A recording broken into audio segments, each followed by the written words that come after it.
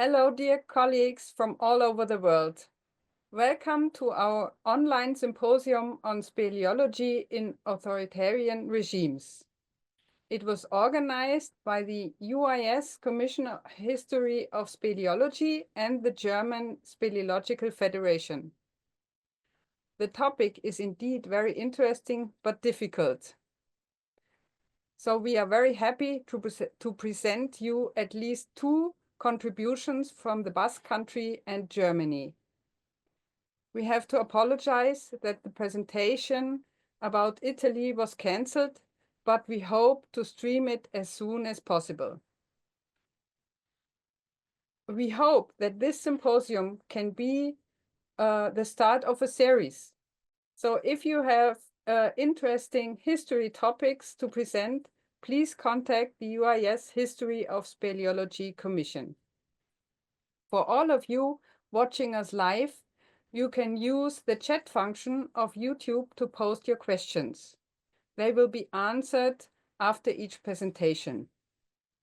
So as the first speaker, I am very proud to present you Oier Gorosabel. Sorry about my Spanish. You have the word, Oier. Thank you, Bärbel. Very good afternoon or evening for everybody. I am talking from the Basque country, a little place that you will know after where it is. My speleological group, ADES, works in by the sea, by the Cantabric Sea in the Atlantic, and that's where we do our research in exploration and in diverse scarce sciences. And personally, I am interested in history and in biospeleology, and I will try to explain how authoritarian regimes influenced in our activity in the past years. So we will give a recorded presentation because of my poor English, but then you will be able to question all you want, and if I can, I will answer. That's all. In authoritarian regimes, most people believe that the only choices are collaboration or resistance. Reality, however, is far more complex, with many shades of grey between black and white. Even in speleology, there were those who chose to flee to escape certain execution or simply out of fear. Those who took advantage of the new regime to gain fame and wealth. Scientists uninterested in politics who found ways to continue their work despite the regime in power, and militants who managed to do the same thanks to influential friends on the other side. The following is a significant sample to provide a panoramic view of Basque speleology during difficult times.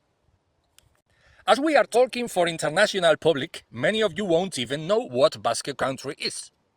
Euskal Herria, in our language, it's a little region between France and Spain with its own culture. Not flamenco, not paella, not baguettes, not cooking rats.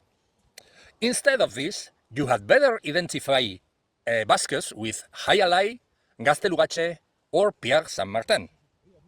Anyway, French and Spanish languages are extensively talked here, and only in very recent times Basque language has been taken into consideration, mainly in middle 20th century with the rising of nationalism. And this has very much to do with the theme of this presentation. Our Speleology Association, ADES, Espeleologia Elkartea, is based in a town that knows all too well about authoritarian regimes, Guernica, Lumo. Our town was devastated in 1937 by the bombs of the Legion Condor and the Aviazione Legionaria, and its remaining ruins were later occupied by the troops of Francisco Franco, who ruled here for almost 40 years. As his fascist regime was coming to an end, a group of squatters broke into the facilities of the Speleo group of the OJE, a Francoist youth organization, and appropriated their underground research equipment. That was the beginning of our association in 1978. As you all know, scientific speleology is relatively recent. It began in Central and Eastern Europe in the early 19th century and received its greatest momentum in France before spreading worldwide. Since then, the authoritarian regimes that have emerged around the world have unquestionably influenced subterranean research. In the Basque Country, this influence has been closely tied to the persecution of independentists and leftists, a fate that many scientists, including speleologists, have faced. When we talk about speleology under authoritarian regimes, we are obviously referring to dictatorships. However, other situations can also be considered, such as war, which often brings the suspension of civil rights and forced recruitment. In the Basque Country, several authoritarian periods like this have occurred since the inception of scientific speleology. Most lasted between 3 and 8 years, with the exception of Franco's dictatorship, which endured for nearly 40 years. After that, the transition to democracy was gradually planned. However, the Francoist power structure remained largely intact, and the authoritarian regime persisted even after Franco's death, to the extent that some political analysts argue that this transition is still unfinished. Not really. The majority of our presentation will focus on Franco's era. Various individuals will appear throughout this presentation. All of them are well-known speleologists or at least cave researchers, so we won't delve deeply into their backgrounds or later careers, as information about them is readily available. Let's get started. In 1914, several speleological works were being held in the Basque Country: exploration, archaeology, biospeleology. Emil Rakovica, the great promoter of biospeleology, converted the Arago laboratory in Bagnols-sur-Mer into a field hospital. René Janel, another world-renowned biospeleologist, served as a doctor in the army. 18-year-old Norbert Casteret enlisted in 1915 and did the war in artillery. Madame Cossins, a Belgian speleologist, worked in Suberoa with war orphans, accompanied by her son Max, who then discovered caves. Henri Breul was a spy in Madrid, working for the Naval Information Service of the French Embassy. General Primo de Rivera's dictatorship over Spain began with a coup on 1923 and ended with his resignation in 1930. The dictatorship formed good relationships with Italy, and it was one of the first European regimes to adopt certain features of fascism. The archaeological team of Telesforo Aranzadi, Enrique Eguren, and José Miguel Barandiaran was able to continue their work throughout this period. The biospeleologist Manuel Martínez de la Escalera was supported by the dictatorship and worked in Spain and Morocco.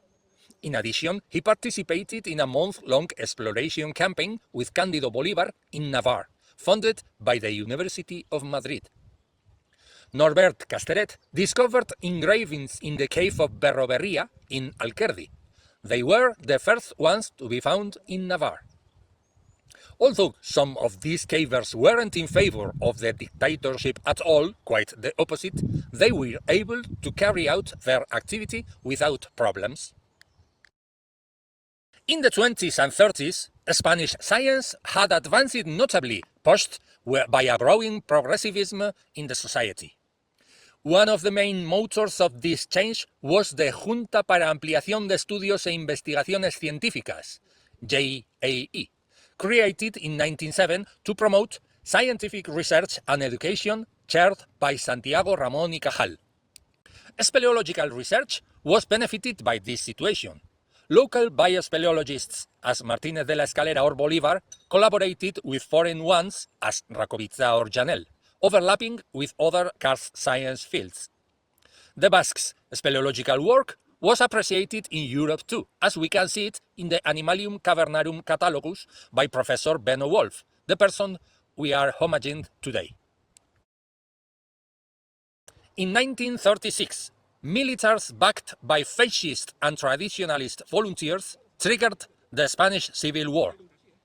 Southern Basque country split in two, as Biscay and Guipúzcoa stood loyal to the Republic, and Araba and Navarre joined the rebels. Cándido Bolívar, involved in high politics, joined the Republic's government and was the secretary of President Azaña until the end. With the defeat of 1939, he exiled at the same time that the legal government and went to Mexico with his family and some colleagues. Martínez de la Escalera, aged 70 by then, moved with his family to Valencia and continued sampling all the time, ignoring the war as much as possible. Aranzadi and Barandiaran had to interrupt their archaeological work. Aranzadi, aged 76 by then, returned to his home in Barcelona. Barandiaran had to flee Spain and got refugied in the North Basque country. During the war, Juan Manuel Urquijo Landecho, Marquis of Loriana, heard about the archaeological findings of Casteret in Alquerdi Cave, and he decided that this was the occasion to go down in history.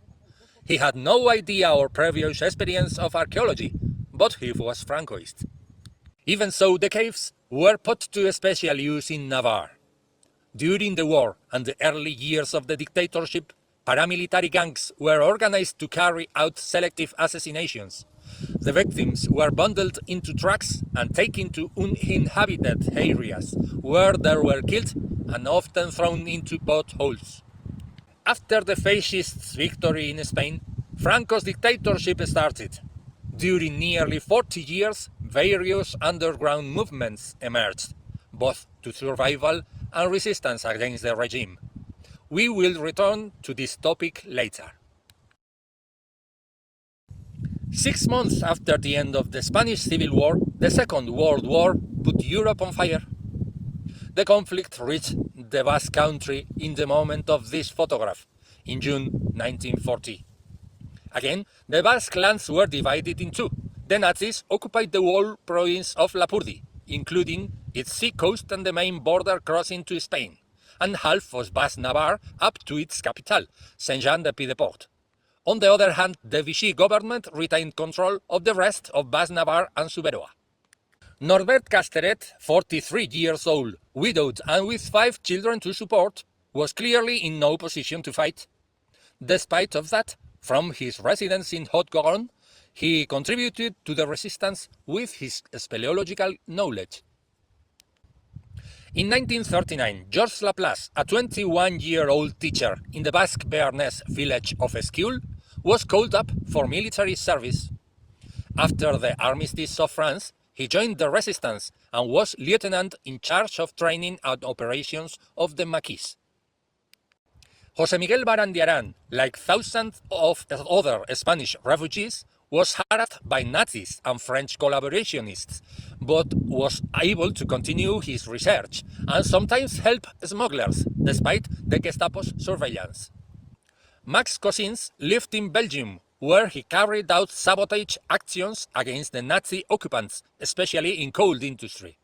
He was interned in Dachau concentration camp, from where he was released in April 1945 with tuberculosis. By the end of the year, he returned to the Basque country to follow his explorations. Also in Belgium, a 15-year-old Felix Ruiz de Arcaute was too young to join the resistance, but tried to help somehow. He organized a raid with his friend to the small Nazi airfield of Braschaat near Antwerp and dismantled the engine of a German plane. This authoritarian period lasted an extraordinarily long time, and its circumstances evolved over the years, just as the situations faced by speleologists did. In the 1940s, Franco's regime followed the process of fascistization already begun during the Spanish War until the defeat of the Axis powers in the Second World War. In this time, reprisals were taken against the losers of the war through the development of ad hoc laws. The fascists' victory turned upside down the scientific and academic panorama of Spain. The porched chairs were filled with Francoist substitutes, often low-profiled. The former institutions were dissolved and reformed. Spanish science got rid of any trace of progressism. International relations were cut. The new regime created the Consejo Superior de Investigaciones Científicas on the JAE's infrastructures and centers. Out in Mexico, Cándido Bolívar remade his life and was one of the main starters of Mexican speleology. Francoists tried to delete his scientific records in Spain, same as his father, Ignacio Bolívar, who introduced him in science and speleology. Both developed brilliant scientific careers in Mexico. Manuel Martínez de la Escalera decided to stay in Spain, backed by the prestige of his long scientific career. Escalera tried to adapt to the situation, but he was affected by political suspicion and the purges undertaken. He died in 1949, and no scientific journal published his obituary in Spain. Only the Ciencia magazine did it in Mexico. That journal had been created shortly before by the Bolívar family, his friends, to host the scientific production of the exiled Spanish scientists. After the war, the Marquis of Loriana published several papers with the dates given by Castellet as if they were his. By 1941, he had become chief of archaeological excavations of Biscay, and his excavations are nowadays considered a model of the procedures to be avoided in archaeology. Joaquín Gómez de Llarena, a geologist, had already an outstanding research and teaching career before the war. He was able to keep his job, but his leftist profile earned him the reprisals of the victors. He was transferred from Madrid to the Basque Country.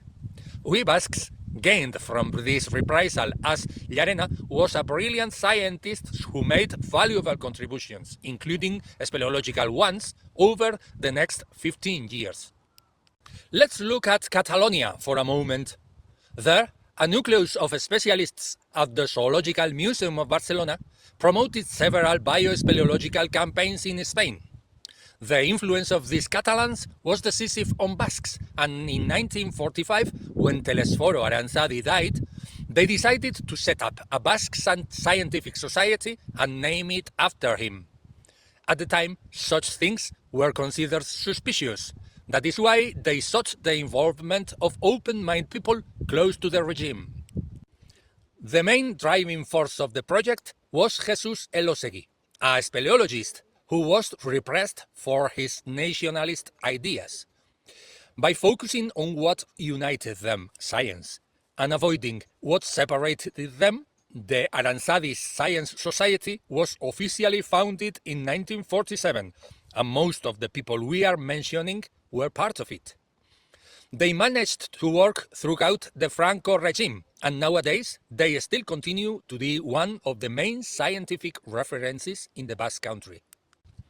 In fact, the first section created in the Aranzadi Society was the Speleological one. Although on the surface it was necessary to keep up appearances, in the underground the differences were blurred, and things that outside could mean prison, for example displaying a Basque flag, were tolerated. Indeed, it is striking the amalgam of different ideologies that were in Aranzadi.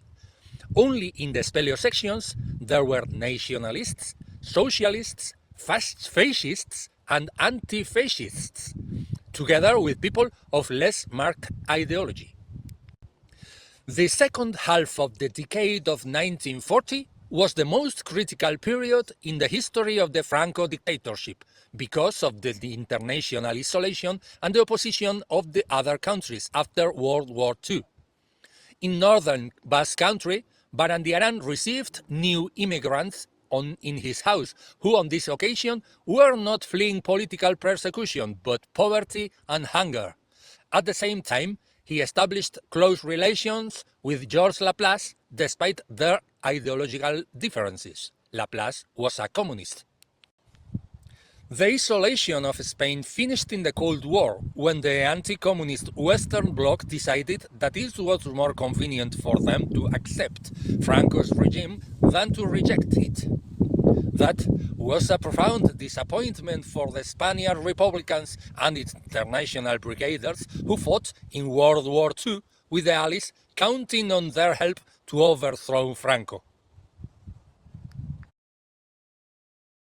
In the 1950s, Franco's regime stabilized. National Catholicism was developed, a sui generis political system characterized by the hegemony of the Catholic Church in all aspects of public and private life. The provincial deputations took note of the discoveries being made by the speleological groups in archaeology, underground water, and they supported them financially and logistically to a certain extent, integrating them into their structure. This was the case of Biscay, Navarre and Araba. The same did not happen in Guipúzcoa, where the Aranzadi Science Society had already been occupying this space and maintained good relations with Franco's institutions, as in the large-scale campaign of Gesalza 1951, for which they obtained the support of the army. The explorations by Max Cosin's team in the Pierre Saint-Martin, with the dramatic death of Marcel Lubens, put caving on the front page of the world press, and the attraction for underground exploration spread to the working classes. Aranzadi, in direct connection with the Catalans, was the factor that encouraged the various caving groups that were emerging in southern Basque country to begin to collaborate and be able to undertake large-scale explorations. In this thriving of speleology, ghosts of the past appeared. In some of the caves explored in Navarre, a large number of skeletons of people shot in the Civil War were found. Speleologists were forced to hide these findings, and their silence lasted until 21st century, when work began in Spain on the historical memory of Franco's regime. One of the speleologists who found these bodies was Felix Ruiz de Arcaute. He was born in Belgium, where he lived until he was 22. He then moved to Guipúzcoa to take charge of the family paper mill. His perspective on Spain is interesting, as he was aware of things that went unnoticed here. In terms of ideology, he was right-wing, Christian, anti-communist and anti-fascist. He was very critical of the church and Franco's regime, although he did not like foreigners giving their opinions on the Spanish government. 1953 was a busy year. In August, the Pierre Saint-Martin team encountered a Guardia Civil checkpoint at the Gouffre-l'Épinay, preventing them from entering. An express negotiation involving the Spanish and French authorities resolved with the agreement to incorporate Spanish cavers in the expedition. The Spanish team participated under the direction of Noel Llopis, and among its members there were Basques too. In this campaign, the gigantic Sal de la Verna was discovered, and the expeditionaries walked alongside the body of Lubens, still buried in the cave. In October 1953, José Miguel Barandiarán returned to the southern Basque country, considering that he had sufficient guarantees that he would not be arrested. He continued working there until his death in 1991, at the age of 105. Let's take a moment to talk about some of the people without whom the Pierre Saint-Martin caving campings would not have been possible: the muleteers. The political vicissitudes of the time led, at certain times, to the emergence of interests in transporting goods or people illegally across the frontier. Smuggling was a reality that the explorers of the Pierre Saint-Martin lived with, as many of the muleteers they hired, including a very young Dominique Prebende, were also engaged in this activity. Pressure from the French press forced the Pierre Saint-Martin Speleological group to plan the extraction of Marcel Lubens' body. The operation took place in the summer of '54, and shortly afterwards the Francoist authorities prevented access to the Gouffre l'Épinay, which was permanently guarded by a detachment of police. By then, the Spanish government had already realized the propagandistic interest that these explorations and their war records had for the regime. Thus, in 1954, the Navarrese received strong economic and logistical support to carry out their first campaign in Lara. Several of these expeditions had a preferential place in the Nodo, Noticiario y Documentales, a state-controlled series of cinema newsreels that had to be shown before films all over the state.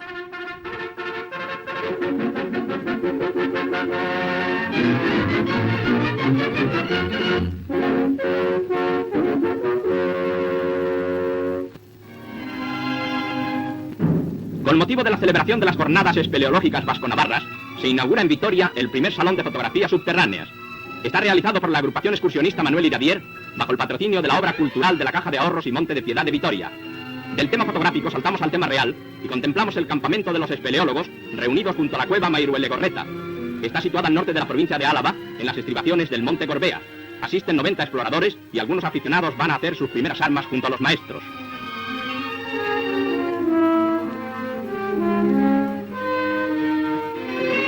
Los espeleólogos inician sus recorridos por galerías que suman una longitud de 9 kilómetros. Los exploradores no se arredran ante los pasos difíciles.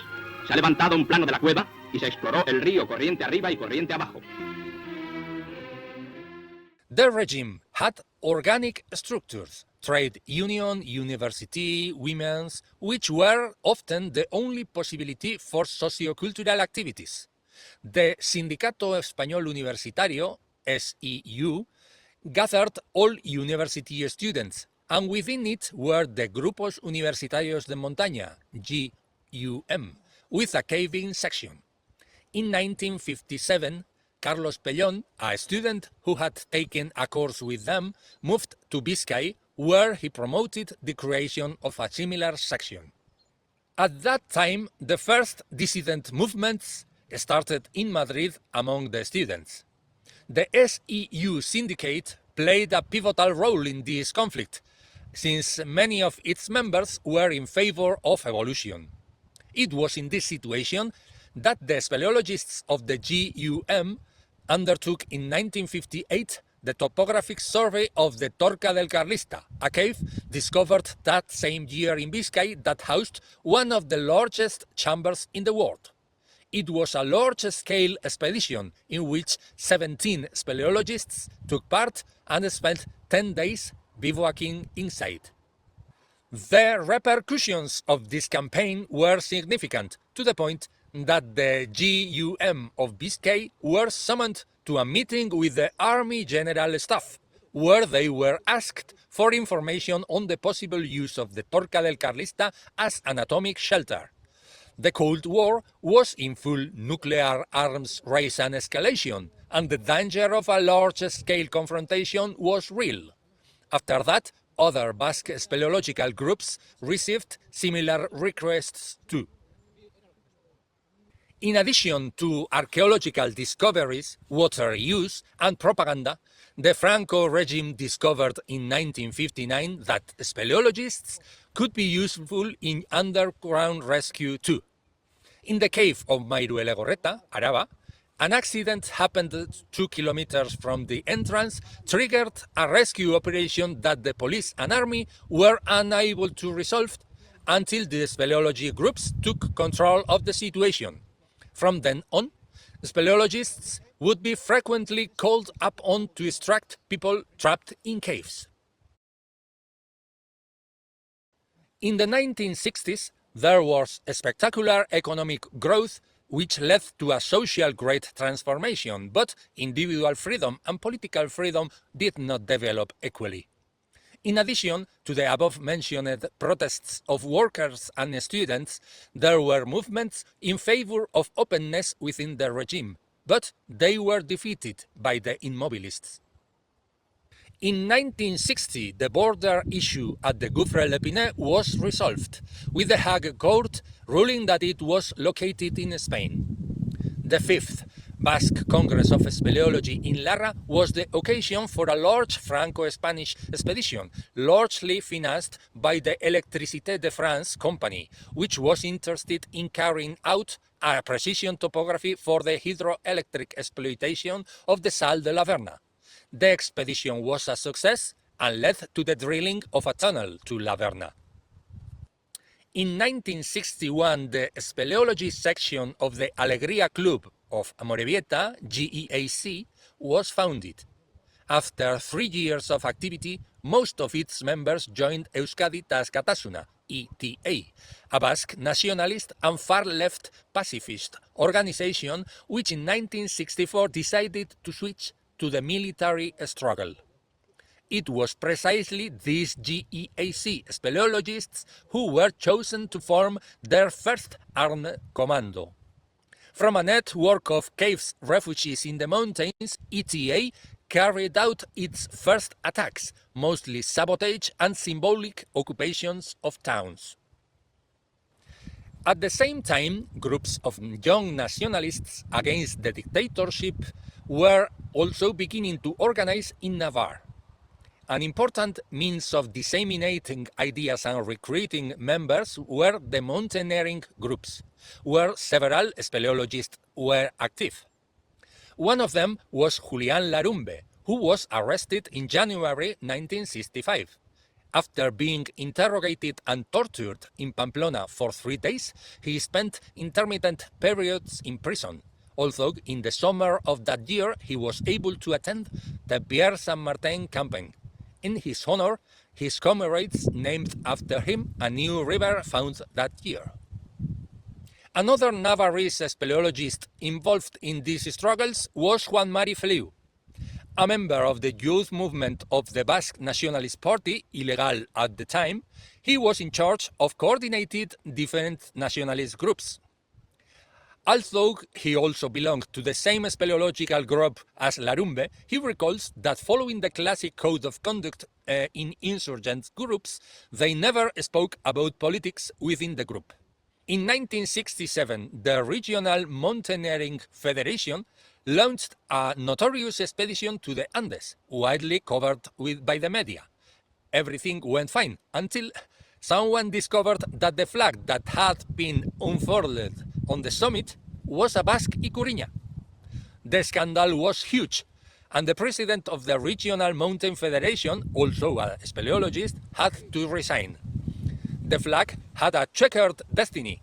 Clandestinely transported, it was taken by Feliu to the Pierre Saint-Martin Speleological campaign, where a 5.7 Richter earthquake happened that year, which prevented his liaison from being able to pick him up by road. Combining the walk with hitchhiking to the rescue vehicles, Feliu arrived in Bas-Navarre. He then went on Lapurdi, where he presented the flag to Manuel de Irujo, a Basque deputy in exile. Belgium-born Félix Ruiz de Arcaute was very interested in the Basque conflict, but not being a nationalist, he didn't get involved. However, at that time, it was almost impossible to remain on the sidelines. On one occasion, he had to intercede for an employee of his, who was arrested for possession of propaganda, rescuing him from the hands of Police Inspector Melitón Manzanas, head police of Guipúzcoa, famous for his brutal tortures. In 1968, after the civil disorders of May in Paris, the strikes and demonstrations in Guipúzcoa raised, and Inspector Manzanas was murdered by ETA. The Spanish government decreed a state of emergency in the province, and in the early hours of 6th of August, 3,500 policemen raided the entire territory, making mass arrests. Several speleologists were involved on opposing sides, indeed. The commando of the former members of the GEAC used their old electron ladders to climb out of windows and returned to the caves for 3 months, giving military instruction to new activists and carrying out, among other actions, a campaign against the Francoist mayor of Oñati, also a former speleologist of the Aranzadi Science Society. In 1970, there was disunity in the regime's political class, uncertainty in the society about the future, and growth of the anti-Franco opposition.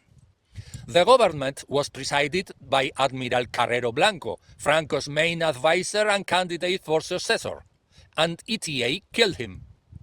The crisis of the dictatorship became so profound that when Franco died on 20 November 1975, a regime change began.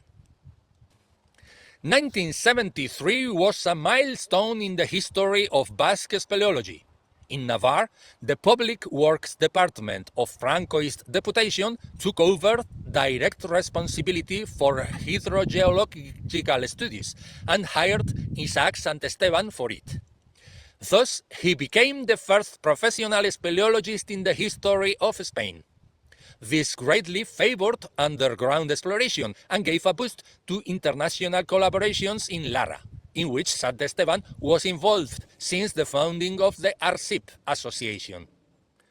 In the final stage of Franco regime, more small groups had been created, including one to which we will pay special attention, if only because my group took over their place, the Organización Juvenil Española, OJE. This organization, created by the dictatorship, had a speleo section since 1961 that, nevertheless, gradually emptied of their ideological baggage and took in new generations who were less and less identified with Francoism. In fact, in 1974, we find them associated with various small Biscayan groups and working in the study of fauna and the protection on the underground environment. A final fact tells us about the atmosphere in the southern Basque Country in 1975. In the last year of the dictatorship, 4 speleologists from the Alpine unit of the Red Cross carried out an expedition to the Torca del Carlista. At the bottom of the cavern, on a wash, the members of this organization, characterized by its neutrality, placed a large Basque flag, which at that time was still illegal. After Franco's death in 1975, social and political pressure led to the formation of a democratic parliament in the 1977 general election. The transition is said to have concluded after the victory of the Spanish Socialist Workers' Party, PSOE, in the 1982 general election, but as then Prime Minister Felipe González said later, the state apparatus was retained in its entirety from the dictatorship. While often cited as a paradigm of peaceful negotiation transition, political violence during the Spanish transition was far more prevalent than during the analogous democratization processes in Greece or Portugal. This includes separatist, leftist, fascist groups and police violence. We will merely point out 2 speleological events related to the Basque conflict, both of which took place in Biscay. In 1980, an ETA commando attacked in Ispaster a convoy of civil guards. The attack was prepared in the Urtiaga cave, and a total of 6 civil guards were assassinated, while 2 insurgents were killed by their own hand grenades. That same evening, Spanish death squads retaliated. The Basque Yolanda González, a communist student leader, was kidnapped and murdered in Madrid. In 1986, ETA kidnapped the industrialist Lucio Aguinalde and kept him in the Eguzkiola cave. Aguinalde was held hostage for 18 days until the police detected suspicious movements in the cave. The operation was resolved with a shootout, where the police freed Aguinalde, resulting in the death of a policeman and the arrest of 2 of the 3 kidnappers. ETA continued with armed activity until its self-dissolution in 2018, but we have no record of them using any caves again. Nor have there been any more authoritarian episodes in the Basque Country since then, and we hope that this will continue to be the case for many years to come. Thank you for your attention.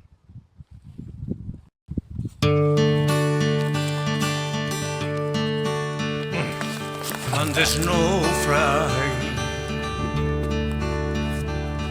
On the calling great Chicago moon, baby Benny Charlie's money in the ghetto. And the her mama cry. Cause the nifi one sido ni modeliti angry mouth in the ghetto. Piponjo on the time the chili hill pija, e hill grovi on the young Monday. Tu que lo que yo a mí, a we chubla to see, de we simply ten and went and ruled on the way. With the vuelte. Antoa, edo zein zara? Zein zara? Antoa? A ber, egin kaso, esan kaixo munduari. Apa! Egunon! Starter to Ruan Street, Nile just to feel he found facing the ghetto. Out in Mexico, Cándido Bolívar remained his life and would be one of the main starters of Mexican speleology. Francoists tried to delete his scientific reports in Spain, same as his father, Bolívar, who introduced On the young man died. On the calling great Chicago moon, the little baby Charlie is born in the ghetto.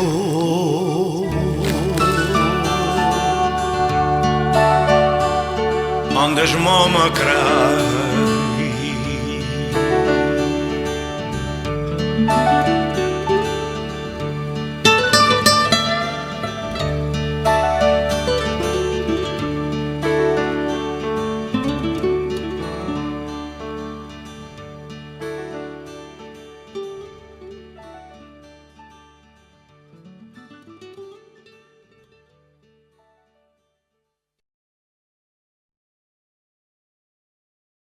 Thank you very much, Oier, for your comprehensive work and overview, and of course for the reference to the German Benno Wolf, on which will be our next topic.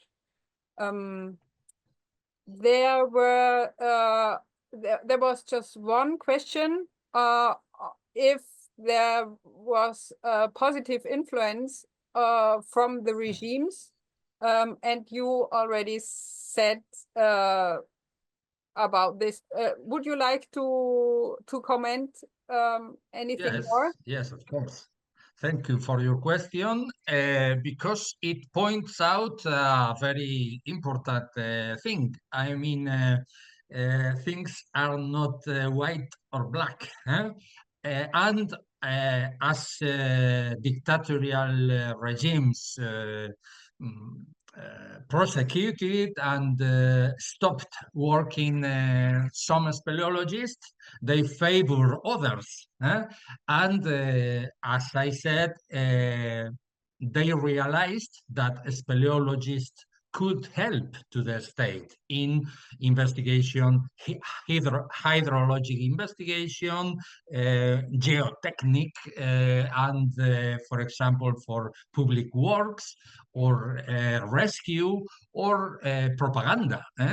World records were very good for the dictatorial regime. So in that sense, they provided with lots of money and funds to help the activity. So in one hand, they stopped, or they didn't help, and with the other hand, they did help what they were interested in. If any other person wants to ask something or to explain more about anything, this is the time. Yes, thank you, Oier. There was another hint about if we could add subtitles, and I hope our webmaster, Georg Nebel, could do this in the next days. Of course, it would be worth working on that. Yes, And, in one side, to understand what I was saying, I believe that my English sometimes can be hard to understand, but it would be very interesting to change to reach other non-English speaking people too. We will do as much as we can. Yes, thank you very much. And there are also greetings from Greece and from Bernard. And thank you very, very much for your wonderful presentation. Yes, next one will be good too. Yes, and by the way, my name is Bärbel Vogel. I am adjunct secretary of the International Union of Speleology and president of the German Speleological Federation. And now I'm very happy to present you our next speaker, which is the vice president of the UIS History of Speleology Commission, Friedhart Knolle, and he's also the editor of the German Speleological Federation. Yeah, we just said some minutes before the presentation started that we are all no native speakers, so sorry about our English. We will do our best. So, Friedhart, the word is for you. Yeah, thank you, Bärbel. I'm just a poor German and not native speaker, English speaker. I will do my best. This first presentation was really fine. I didn't see it before. It was perfect. And one of the main topics was there's black and white, but there's a mass of gray in the middle of it. And this is just what we will hear now on Benno Wolf too. There is much gray in dictatorships. Before I start, just some words to me. I'm coming from the Harz Mountains, much karst there in this area. It's in the middle of Germany, some 100 kilometers south of the airport of Hanover, just to locate it. And when I was always interested in politics and also in history. And when I became the editor of the German cavers, there was some material coming into my hand, material on the Nazi time. And the interesting thing is that the editors before me, Hans Binder and other colleagues, they didn't want to publish some material. Or I saw from the files that they were reluctant to publish these things. And as I'm not quite right-wing guy from my political thinking, I was open and interested in these materials and started to publish on Benno Wolf. And so since many years, I'm had a look into the life and work of Benno Wolf, and I want to present you some 30 or so files on Benno Wolf.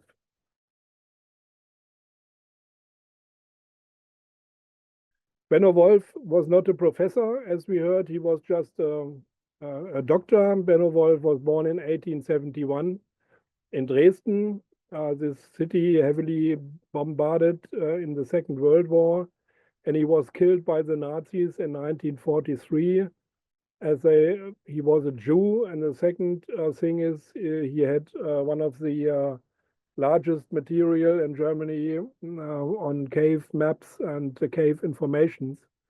And the Nazis needed this material and they wanted to kill him after that because they didn't need him anymore. This person was always interesting for me, as he was really even internationally famous caver. Many information came from the outside. He was even a honorary member from the cavers in the UK, but in Germany, nearly nobody knew him. And when I became the editor, I started to work on Benno Wolf and found out with some colleagues, I was not alone, some information on him. And now he is quite known. He's also a Wikipedia site on Benno Wolf. There was nothing in this kind before. Benno Wolf came from Dresden. His family was Christian, but they had Jewish ancestors. And this was the argument for the Nazis later on to kill him. He studied law in Freiburg, in Munich, and in Berlin. And he made his PhD in Leipzig, in the University of Leipzig, 1896. And his caving interest arose quite early. We can date it for the year of 1898. Then he became a judge in Elberfeld in North Rhine-Westphalia. And there, in North Rhine-Westphalia, he went into his first caves. There's much material, even reprinted by colleagues of mine on that time. And he made systematic caving in an area there that has never been worked on before. Later, he became a judge in Berlin, the court number 2 in Berlin, and he worked on conservation, also on cave protection. His honorary work in the Prussian Nature Conservation Office led to the first, we call it in the literature, small German nature conservation law in 1920. And Benno Wolf was a guy, not like many people today in the public service. He was not only geological thinking, he was biological thinking, he had a landscape thinking. What we today is not that present anymore, because we have this specialization in biology, in geology, etc., even different ministries working on these things. Benno Wolf was a panhistor, as we call it in old words. He looked at the cave in the environment and in the complete juristical environment too. And then he also started international caving. He became member of caving clubs ADES and Triestini and others in Italy, in the later Yugoslavia, etc. He was quite famous for vertical caving. He often went there alone, quite crazy. Looking from today, we find his remnants deep in the cave. We found pieces of Berlin papers in Yugoslavian caves, and we know that Benno Wolf was active there. He was a worldwide authority in caving techniques and science, and he was a genius in networking. So his thinking was not only in caving, but he got to politicians. It was easy for him. He was in Berlin. He had all these political and scientific networks. He was a good networker and gathered people around him in friendship and in networking. And so he helped in 1922 to found the main association of the German cavers in Steiermark, in Austria today. And in Berlin, also 1 year later, in 1923, he founded the Berlin Caving Society. There's still a caving society today. And many people around the world know Michael Laumanns. And if you look into history thinking, Michael Laumanns is in the role that was Benno Wolf before in the 1920s. When the Nazis took over in 1933, he became problems. I will show you in the next slides. maybe this is one of the reasons. I couldn't figure out up to now. I looked to the UK and asked many international cavers, but all these guys are dead, and the younger ones don't know. Benno Wolf became in 1936 the BSA, a BSA honorary member. And I had the idea that these UK cavers did that to help to protect him under Nazi conditions in 1936. But this is just an idea. I have no paper, no file documenting that. He had a really giant private library and archive on caving. And this is one of the reasons that he was an instigator of cave registries. One of his goals was to create a cave registry of the world. Nearly impossible today. Nobody could do that anymore. But in these times, there was a chance, and if he would not have been killed by the Nazis, maybe he would have done this cave registry of the world. This is one of the reasons the Nazis killed him. He knew too much. And as we heard in the first talk, he was author of the first cave animal catalogs. I will show you later. This is the original scan of the original Mitteilungen der Bundeshöhlenkommission. So the first documents from the German Caving Association in these times merged. Two countries were in there, the Germans and the Austrians. Today, this would not be possible because after World War II, we have these more or less more national thinking in the scenery. Maybe with the European developments, we get new structures or better structures on there. Okay, we see Benno Wolf here. You see him. It is here at my mouse. Benno Wolf, different thinking. The big beard just grew after his retirement, and the Nazis threw him out from the public service. Here there was a conference 1927 in Hungary. We don't have too much photographs on Benno Wolf. That's the problem. He published very much, but on his person, there is nearly, it's hard to find material on him. He always worked for others and not for himself. He was not a guy putting himself in the first light. So when the Nazis took over, the Jews were discriminated, you know that. A sad story, and Dr. Wolf was forced to leave the public service.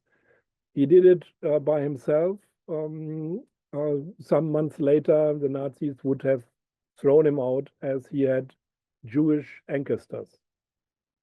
And this is what he did after his retirement. He was a pioneer in speleological catalogs and other research and publications. And we see here the number 11 of the Animalium Cavernarum Catalogus, so the International Cave Biology Catalog, printed in the Netherlands. His printer and friend also was forced to go out, to emigrate from Germany to the Netherlands, and later on he died there. So as a second sad story beneath Benno Wolf, we didn't look at this story up to now. There's not much material on his printer or editor. And this is what he tried to do. He worked on he developed the Zentralhöhlenkataster, so the central cave cadastry or registry of Germany, so Germany and Austria. And he was the pioneer of that, starting with this work in 1924, so quite early for our conditions in our country. With the time, he got more and more problems. The Nazis made him stress. He was poor. He nearly had any money. He was discriminated. Many colleagues stepped aside. This is typical for dictatorships. You are my friend or you are my enemy. And it's a bit hard to be gray in the middle. Many people did it. There was one brave and really active guy who helped him. And this was a guy who was really gray, in the words of Oier. He was a factory owner, and he was important for the Nazis with his factory. He produced handkerchiefs for the military, and he was a private collector of biological items.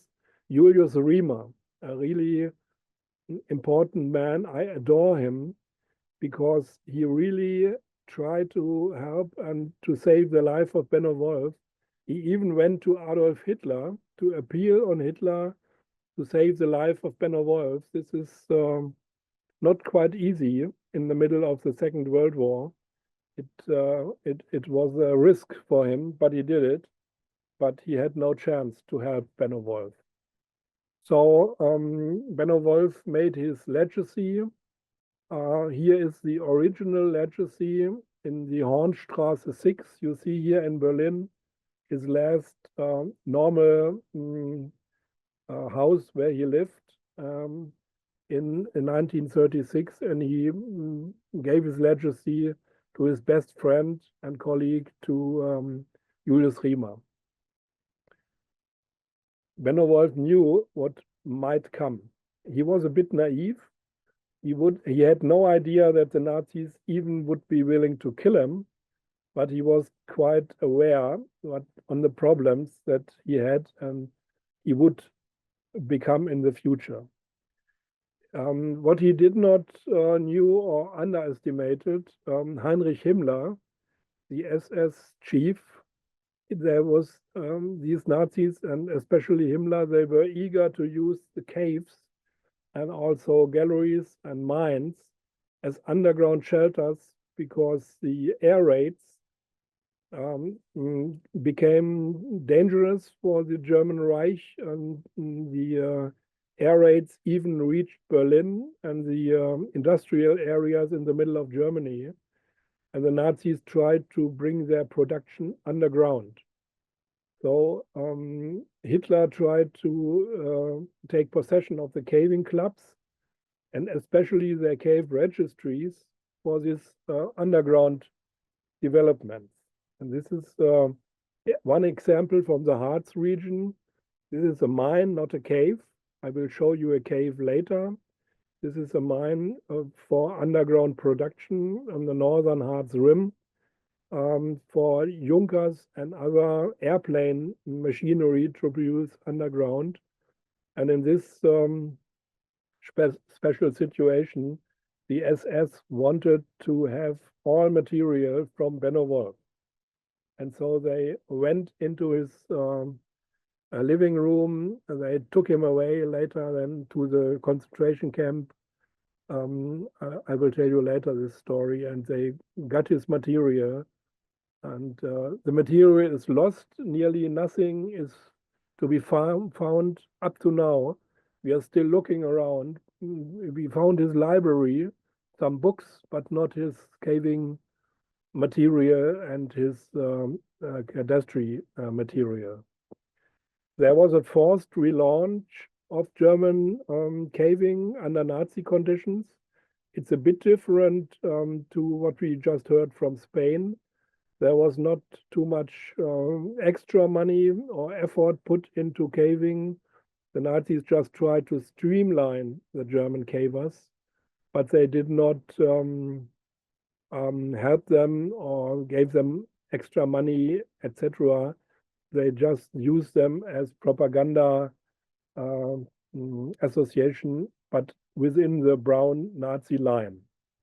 We are talking now about the year 1941-42. And in 41, Riemer was really gray, in the words of Oier. He even was willing to help his friend to go to the SS Ahnenerbe. So he tried to play with the devil he was only willing to do that. We know that from the files for one purpose. He hated the Nazis. We have his diary, and we extremely good. We know that how he hated the Nazis, but this was just intern and privately. Officially, he got to the Ahnenerbe and said, Mr. Wolf is very important for you, and we have material for you, but it takes time, and we need some money for that, and we need more time, etc. A tactic to prolong the life of Benno Wolf. On the long run, it did not work. Okay, so to confiscate his library at the end, when Julius Riemer had no effort, they went into his rooms, they fetched the cave literature and the registries. They brought Benno Wolf, he was 71 then.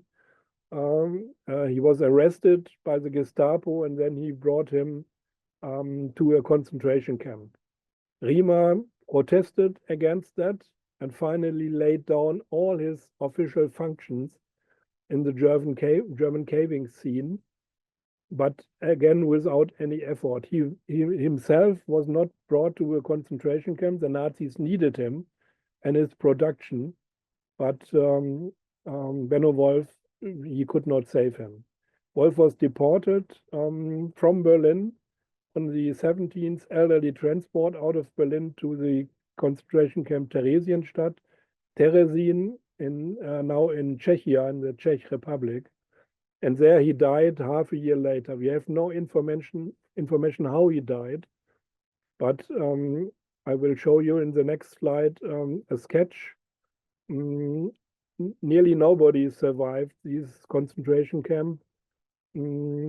Maybe he was actively killed, maybe he just starved, maybe he was ill, we don't know it. It's a typical death in a concentration camp. Let the people die. Not everybody went into gas chambers. Some just starved and passed away. He died on January the 6th in 1943. None of the colleagues in Germany knew where he was. They could not help him. We know it from the diaries from some other colleagues like Dr. Stolberg. They just wrote down, we don't know where Benno Wolf is hidden. After 45, and I was born in 55, so typical post-war German youngster, 10 years after the end of the war, I was born.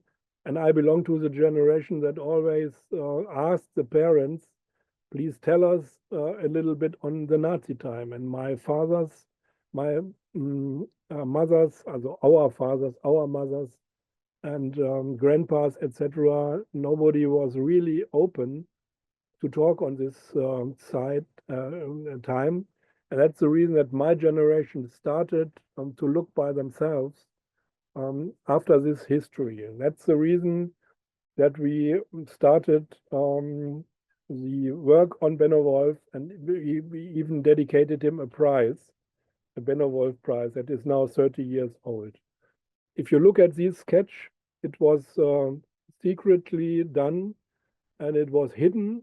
They buried it underground in the soil. And after 45, after the end of the Nazi time, they dug it out again.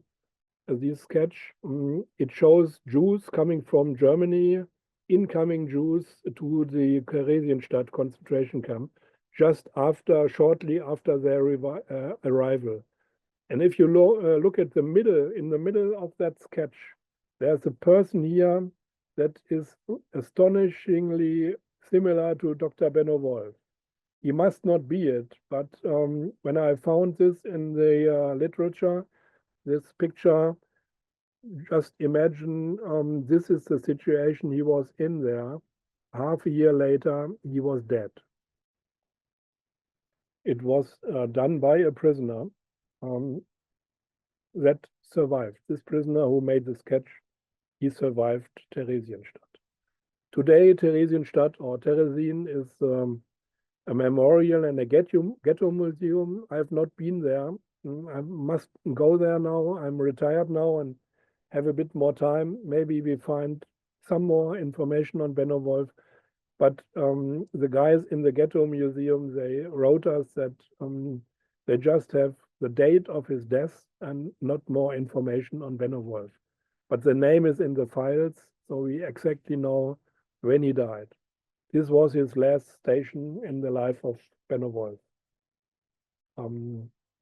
So just to give you an example of one of these caves where underground production was, I'm talking the second part of my talk on some underground weapon production in World War II, and I took the example of the Heimkehle cave. It's a gypsum cave. Bärbel Vogel knows this cave, maybe not inside, but she knows it very well from our work there in the South Harz foreland. It's a visitor cave today. And this is one of the sketches our ancestors did on the cave. Here's the entrance. There's a restaurant here. Here's the yes, the entrance is here, and you're coming out here. It's a quite long, one of the largest gypsum and anodate caves in Germany.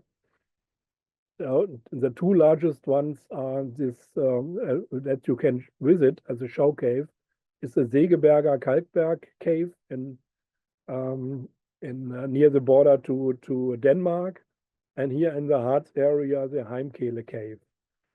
And one of the rare photographs, it was forbidden to make private photos in that Nazi time, but we managed to get some files from private archives. This was the refunctioning of the Heimkehle gypsum cave as a workshop for weapon production, underground weapon production. The company Junkers in German, they were bombed in their city of Dessau, and their typical situation, I talked about that, they try to go underground to be safe from the Allied bombings, and even forced labor was done there. This is a motive from that time inside the Heimkehle cave. You see a railway there. All this weapon production destroyed many features of the natural caves. This is just effect of the Nazi production underground. It's all over the world, not only in the Nazi area. When the ministries decide to go with underground production in natural caves, we have these losses of natural features. And hardly to imagine, this is a workshop in the cave. So there's set there workshops in the rooms of the caves, and they produced airplane landing gears and landing tools there for the Junkers company in the Second World War. This is one of the rare photographs.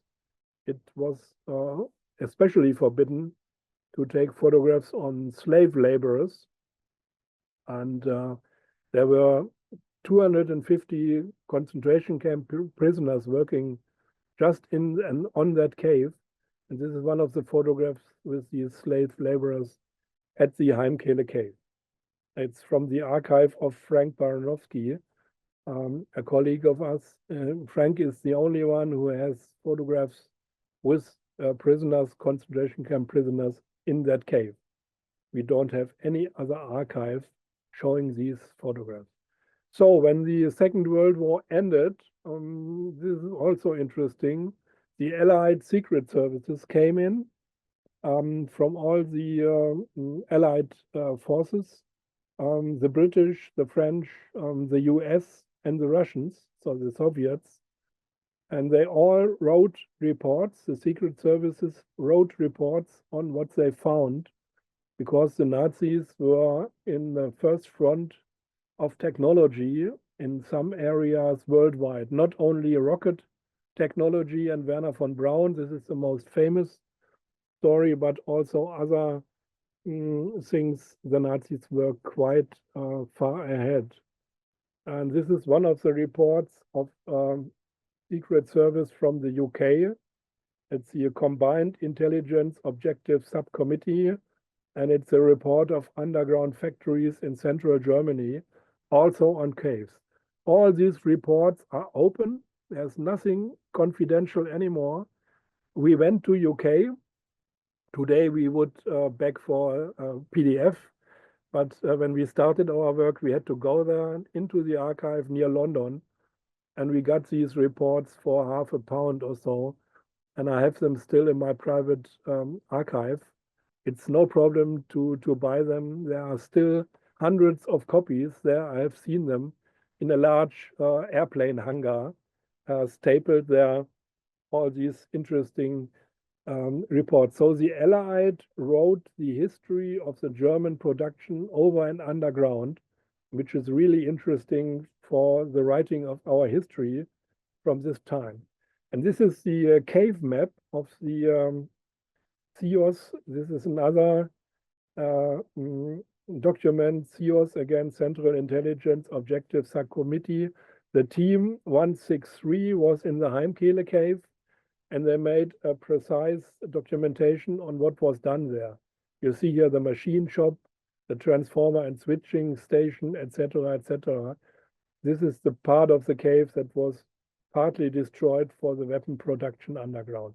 You can still see it today. And I will show you a photograph. This is the restoration of the cave. If you go in and don't know anything about this Nazi time production, you would not imagine that this was done there. But there are clear remnants, like the flat ground. You see the concrete ground here in this room. It's a really flat ground done by concrete. They destroyed the natural ground of that cave rooms, the Nazis, in the production. And today you find in this cave a memorial for this time on slave laborers in the Heimkehle. The biggest memorial I know in the whole of Germany, underground, and giving a memorial to these production situations in our natural caves, in some of our natural caves.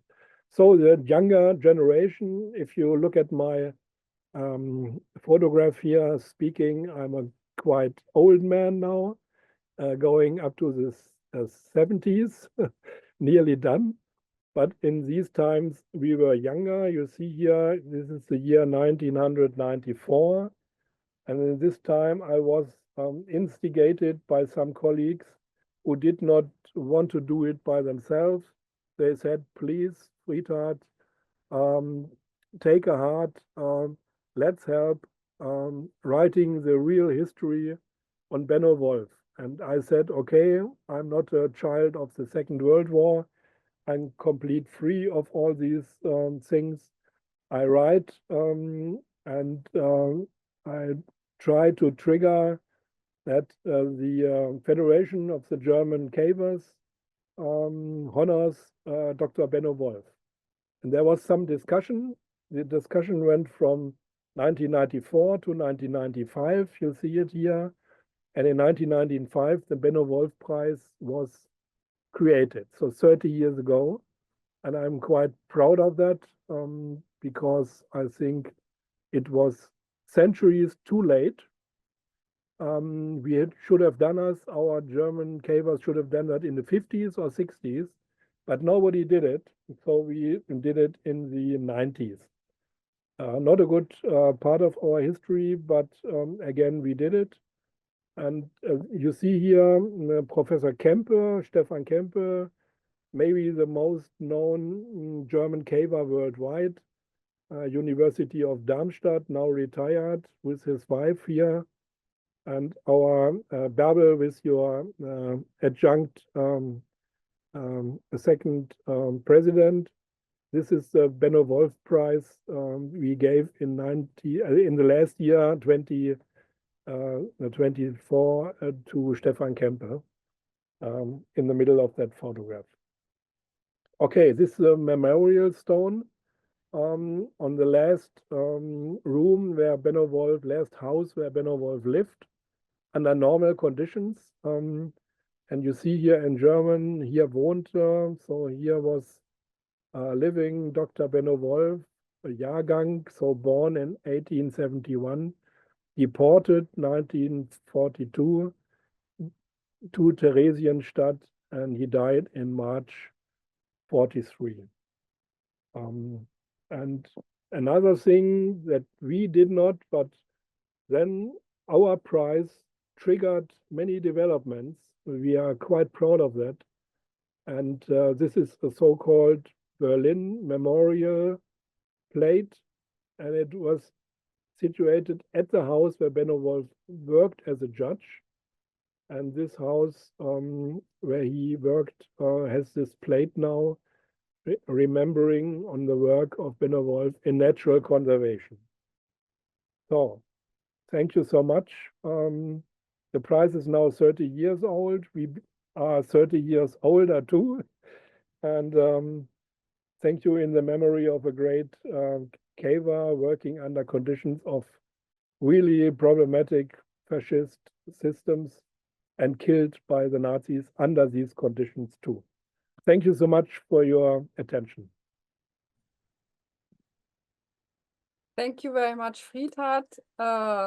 We, the members of the German Federation, of course, know that you are the one who brought this huge attention of Benno Wolf back into the Federation again, and this is really a great achievement of you. Thank you very much.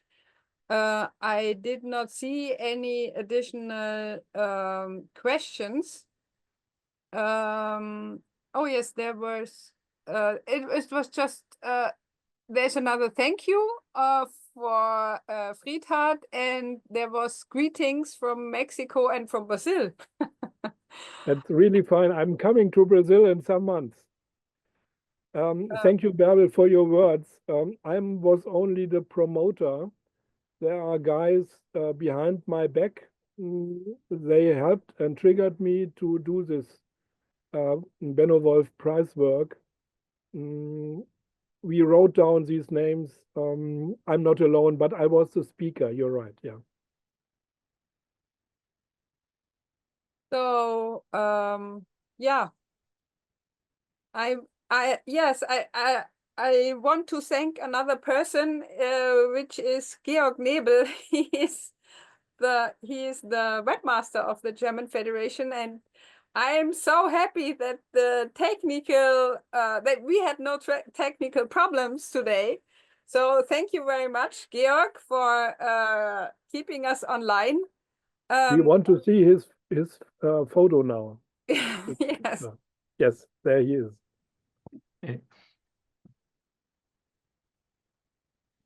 Yeah, thank you very much, Georg, for your help, and thank you, of course, Friedhart and Oier. And I really hope that these presentations were the start of a series. And if some of you just want to join the club or the commission for Speleology, history of Speleology, then please just send a message to Friedhart Knolle, and Bernard Chirol. Just look at the website of the UIS commissions, then you can see the emails.